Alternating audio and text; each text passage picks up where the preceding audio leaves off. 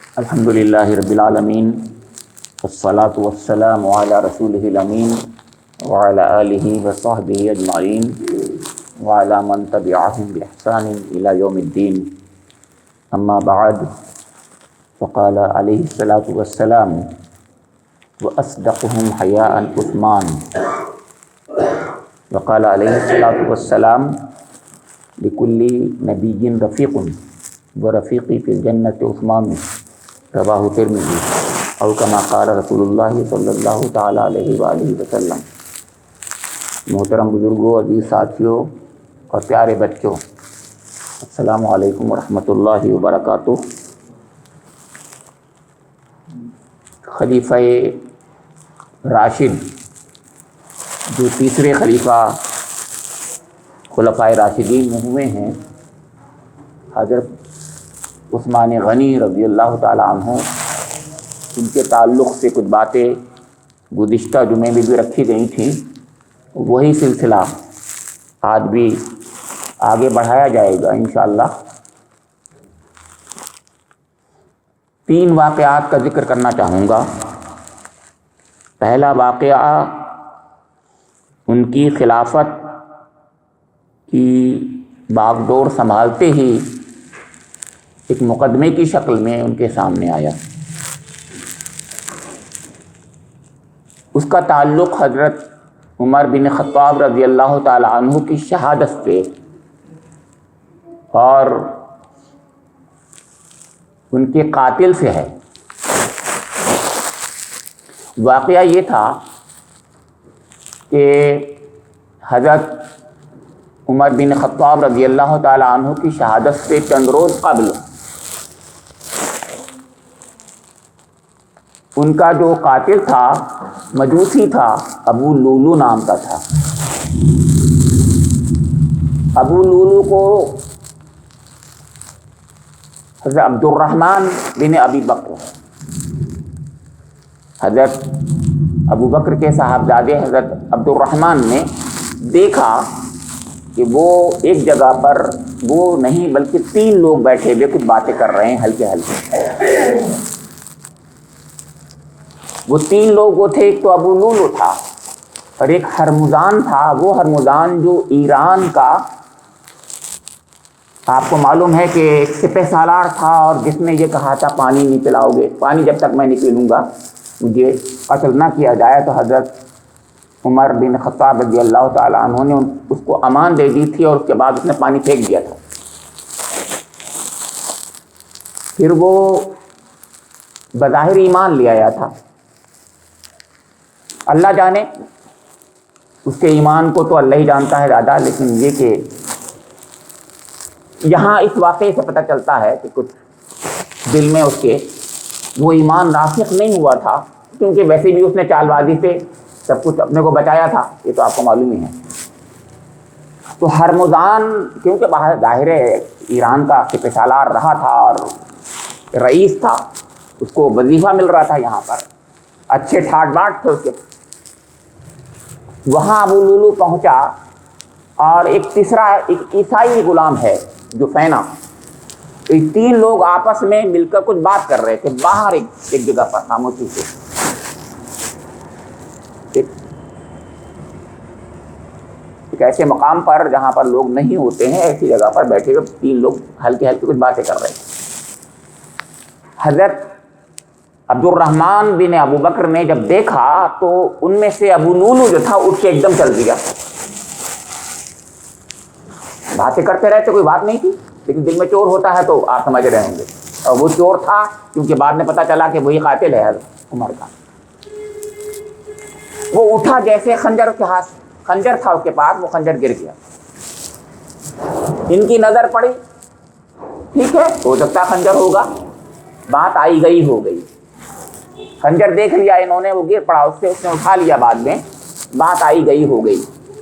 لیکن چند روز کے بعد جب حضرت عمر رضی اللہ تعالی عنہ کو اسی شخص نے ابو لولو نے قتل کیا، شہید کیا، اسی خنجر سے، وہ خنجر کو دیکھا تو وہ خنجر وہی تھا، وہ خنجر پہچان لیا حضرت عبد الرحمن بن ابو بکر نے پہچان لیا کہ یہ وہ خنجر ہے۔ اب انہوں نے اس واقعے کو حضرت عمر بن خطاب رضی اللہ تعالیٰ عنہ کے صاحبزادے حضرت عبید اللہ بن عمر کو سنایا، بتایا۔ اب آپس میں رشتہ تعلق ہوتا ہی ہے، اور ہوتا ہے اپنے دوستی کا بھی ہوتا ہے۔ تو انہوں نے حضرت عمر رضی اللہ تعالیٰ عنہ کے صاحبزادے کو، جو پہلوان تھے عبید اللہ بن عمر رضی اللہ تعالیٰ عنہ، تو ان کو جب سنایا تو ان کو غصہ آ گیا۔ اچھا، انہوں نے پورا قصہ سنایا، ایسا تھا اور ایسا تھا، اور یہ 3 لوگ تھے۔ ان کو سب سے زیادہ غصہ اس بات کا رہا کہ سازشی اصلی جو ہے وہ ابو لولو نہیں ہے، بلکہ سازشی ہرمزان ہے۔ سمجھ میں آ رہی بات؟ ہرمزان ہے سازشی، لہذا وہ گئے اور جا کر کے انہوں نے ہرمزان کو قتل کر دیا۔ ہرمزان کو قتل کر دیا جب، تو حضرت سعد بن ابی وقاص رضی اللہ تعالی عنہ جو دیکھ رہے تھے، انہوں نے عبید اللہ بن عمر کو پکڑ لیا اور پکڑ کر کے خلافت میں، دربار خلافت میں لے آئے، اور اب خلیفہ نئے ہو چکے ہیں اور ابھی ہوئے ہیں۔ حضرت عثمان غنی رضی اللہ تعالیٰ عنہ خلیفہ ہو چکے ہیں، ان کے دربار میں ان کے یہاں پر لے آئے بحیثیت خلیفہ کے کہ آپ خلیفہ ہیں، اس مقدمے کا فیصلہ کیجیے، اس نے مار ڈالا، اس کا قصاص دلوائیے، کیونکہ وہ مسلمان ہو گیا تھا، ہے نا، ہرمزان مسلمان ہو گیا تھا، قصاص دلوائیے۔ اور قصاص جانتے ہیں بدلہ ہوتا ہے، خون کا بدلہ خون، گویا ان کو قتل کر دیا جائے۔ جب حضرت عثمان غنی رضی اللہ تعالیٰ عنہ نے اس مقدمے کی سنوائی کی، سماعت کی، پوچھا کہ کیا تم نے ہرمزان کو مارا؟ انہوں نے کہا بے شک مارا۔ اب جب دیکھ رہے ہیں بات صحیح ہے، غلط بات نہیں ہے، یہ چھپا نہیں رہے ہیں، وہ کہہ رہے ہیں ہاں بے شک میں نے مارا، کیونکہ وہ پورا قصہ سنا رہے ہیں کہ قصہ یہ تھا یہ تھا یہ تھا یہ تھا، جو میں نے بتا دیا آپ کو۔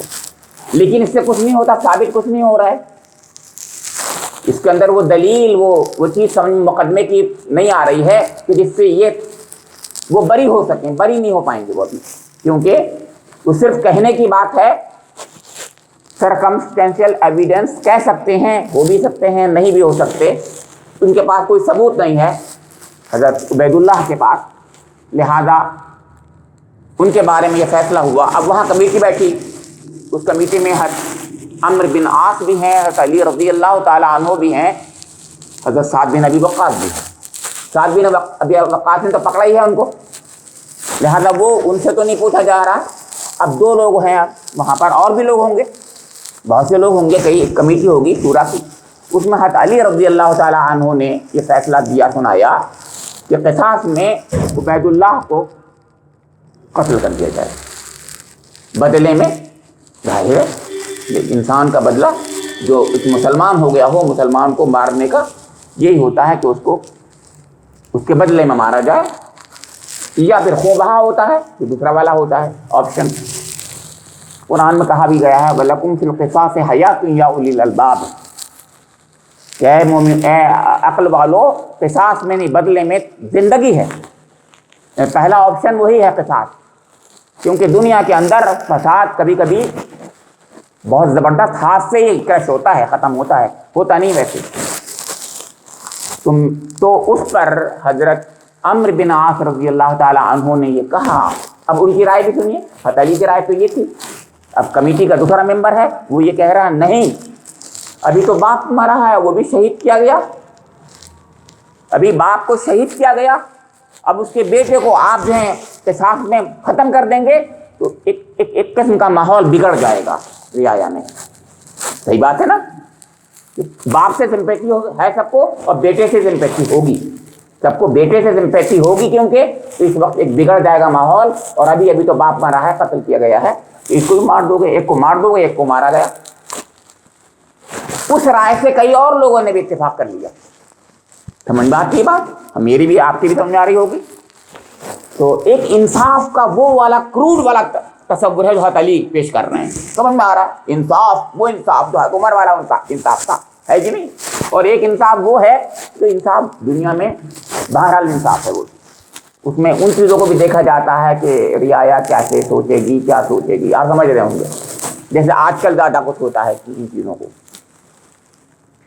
اب حضرت عثمان غنی رضی اللہ تعالیٰ عنہ کے لیے بڑا مشکل مرحلہ تھا کہ حضرت علی کی بات مانے کہ حضرت عمرو بن عاص کی بات مانے. سمجھ میں آ رہا ہے؟ بہرحال تھوڑی دیر تأمل کیا حضرت عثمان غنی رضی اللہ تعالیٰ عنہ نے اور پھر یہ کہا کہ دیکھو یہ معاملہ جو تھا پورا کا پورا معاملہ میری خلافت سے پہلے کا ہے.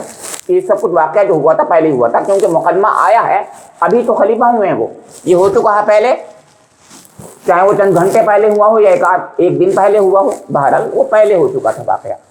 انہوں نے کہا کہ مجھ سے خلافت سے, میرے خلافت سے پہلے کا واقعہ ہے, بہرحال مجھے اب فیصلہ کرنا ہے. لہذا انہوں نے کیا کیا, وہ جو تھے حضرت عبید اللہ بن عمر کے ولی بن گئے کہ میں ولی ہوں, چچا ہوں اس کا. حضرت عمر میرے بھائی تھے, یہ میرا بھتیجا ہے, میں اپنی جیب سے ان کا خوب بہا جو ہے ادا کر رہا ہوں. خوب بہا میں نے کہا تھا دوسرا آپشن ہوتا ہے, میں خوب بہا ادا کر رہا ہوں. سب لوگ خوش ہو گئے, کیونکہ خوب بہا اس وجہ سے بھی ہوتا تھا کہ کیونکہ آپ کو معلوم ہے کہ ہرمزان کے کوئی بھی والی سے کوئی بھی لوگ نہیں تھے, کیوں تو وہاں سے ایران سے آیا ہوا تھا, اکیلا تھا. اس کی طرف سے کوئی مقدمے میں یہ کہنے والا نہیں تھا کہ نہیں ہمیں قصاص چاہیے, کوئی نہیں تھا. تو لہذا خوبہا کا آپشن اپنی جگہ پر درست تھا بالکل, کیونکہ یا تو اس کے وارث یہ کہتے نہیں ہم لیں گے, خوبہا نہیں لیں گے ہم, ہے کہ نہیں.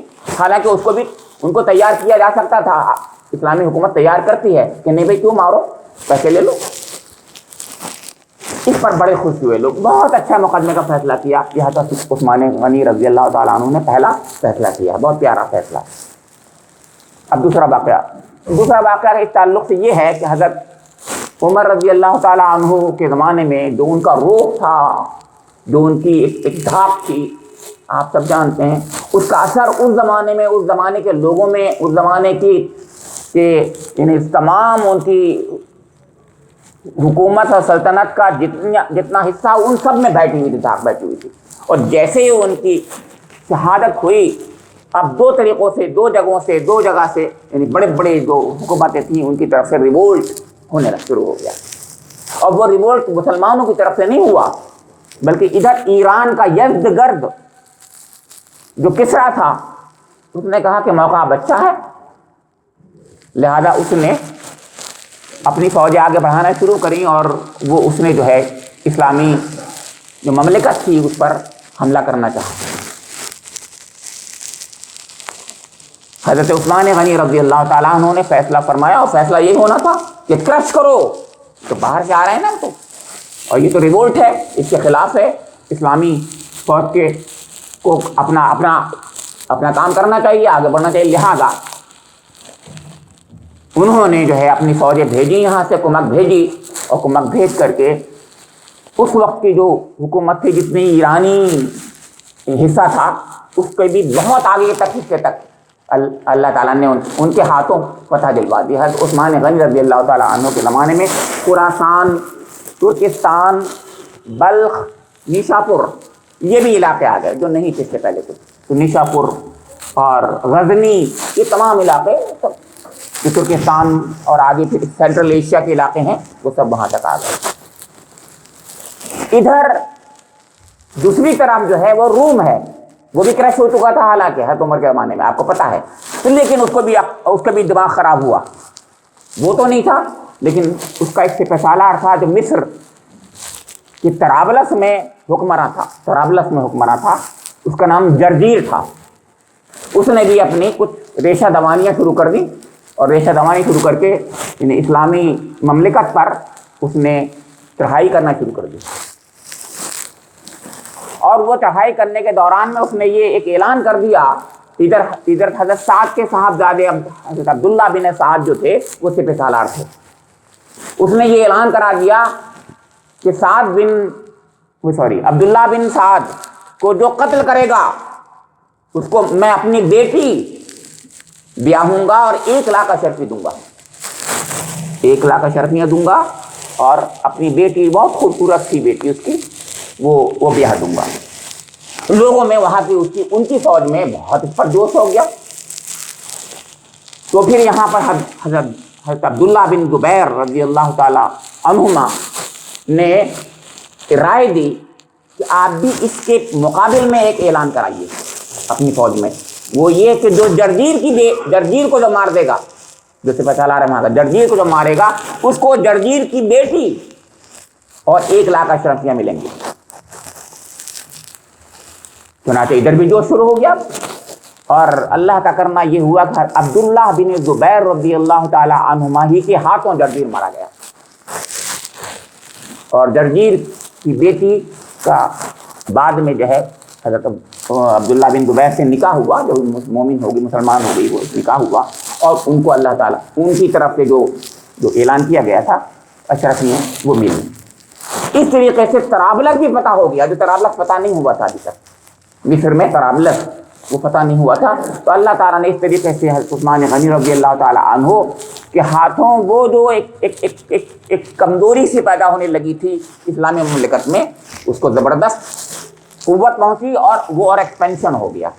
میرا وقت یہیں ختم ہو گیا ہے، انشاءاللہ اگلی بات اگلے جمعے میں اللہ رب کریم سے دعا ہے کہ ہمارے دلوں میں صحابہ کرام رضوان اللہ تعالی علیہم اجمعین کی محبت پیدا فرما دے، اور خاص طور سے خلفائے راشدین کے ہر فرد کے لیے۔ ربنا تقبل منا انک انت السمیع العلیم، تب علینا انک انت التواب الرحیم۔